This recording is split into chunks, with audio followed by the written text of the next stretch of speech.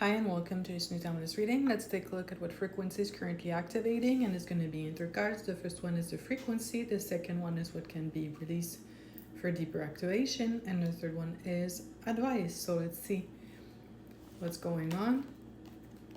And we have the Two of Cups, and in the Two of Cups what I got right away is balanced partnerships, but the dominant aspect of this frequency is inner balance of your feminine and masculine aspects. And when you reach the point of balance between those forces internally, eventually the right partnerships show up externally.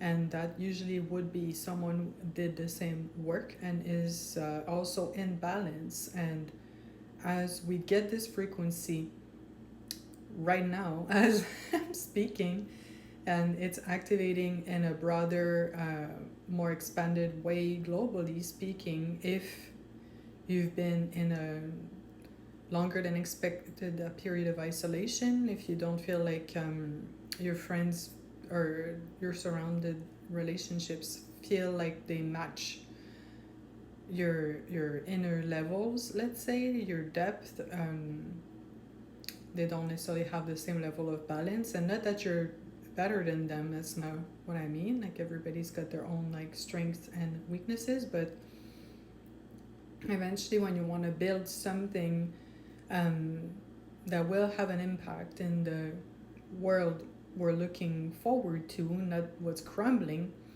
you will be needed to have balanced those aspects within yourself, because otherwise you look at how that type of energy was like in the previous paradigm, the one where slowly, so damn slowly, exiting and leaving behind. It was always based on imbalance, codependency, manipulation,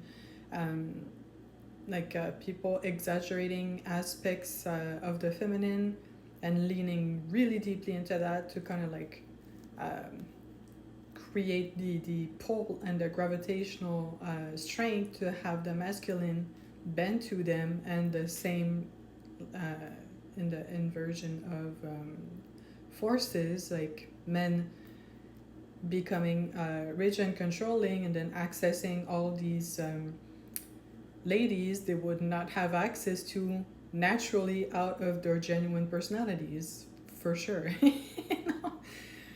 And it's not a gender thing, it's a balance of energies here, but you get what I'm saying. And in the new paradigm, the new way of evolving together would be to first balance those damn aspects within yourselves, and then go about the world instead of creating a mess, push and pulling, manipulating, trying to extract and create a million shades of codependency because you just don't feel like doing the work. And what in a quick summary, what those energies would be: the feminine would be receptive and creative and connected to intuition, and the masculine would be grounded, protective, and able to make weight in the physical, kind of like in the ego aspect and the channel or spirit aspect over here in the feminine energy. But yeah, in the best of both worlds, you'd be able to function as like what I would maybe say is like an autonomous unit, and be able to have the intuition and make way in the physical with it, which was, I will give us that for sure, was extremely hard to do previously, unless you had associations that would allow you to do that. Like, I noticed so many times, I'd say like in the past like 10-15 years, more than that, maybe 20 years, like if you'd see like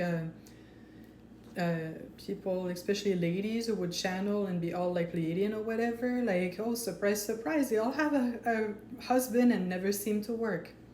How easy is that to just like channel all day long when you don't have to take care of the basics, So to me, that always felt like incomplete transmissions, because I'm like, lady, you come from a standpoint that can't make sense for the vast majority of us here.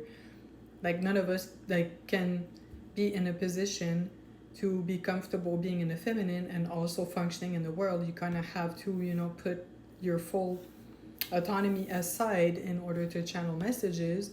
Or you had the complete opposite, where men were just like brute force punching at life and extracting resources with kind of like looking at it from the outside. You're just like, dude, you don't even look like you know what you're doing other than accumulating. Like it doesn't look like a plan with the way you're going at things.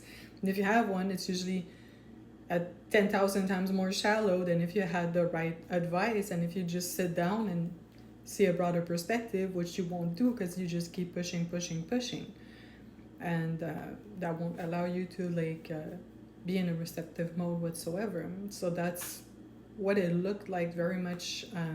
I find in a previous paradigm to emphasize the imbalance, and now we're coming into a space where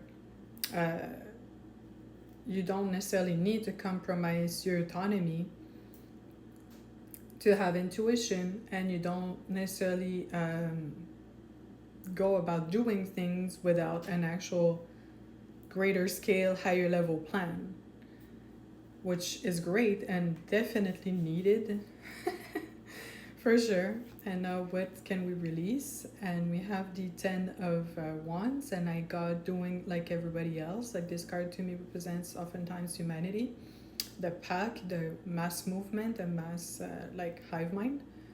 So it's not going to look like what anyone else has done previously, and it's not going to look like people around you either are doing it. So the best advice I can give you on understanding that is to keep quiet. Honestly, just like do what you can do, what you're supposed to do, what feels right, and don't venture explaining yourself or giving away unnecessary advice or opening yourself up to criticism. Just keep the energy under lock until it's super stable as much as you can, and don't compare yourself too much. Just like go with your own plan one step at a time. And what is the advice? And we have the Page of Swords, and it's pretty much saying stand your ground. And it's the earlier stages kind of doing that consciously, fully consciously. So it's a bit more difficult at times for sure, because you don't really have anything around you saying if you're doing it right, or like where you even are situated in the world in respect to the progress you're trying to make. But that's because it's the beginning stages of being fully anchored. It's the page, it's not the queen, it's not the king, it's not necessarily the ace. That would be a purer form of the energy. It's the beginning of remaining anchored in what is true to you, and standing firm in your ground, which in other words would be also standing firm with what you stand for. And now I hope that was interesting and it resonated. Let me know.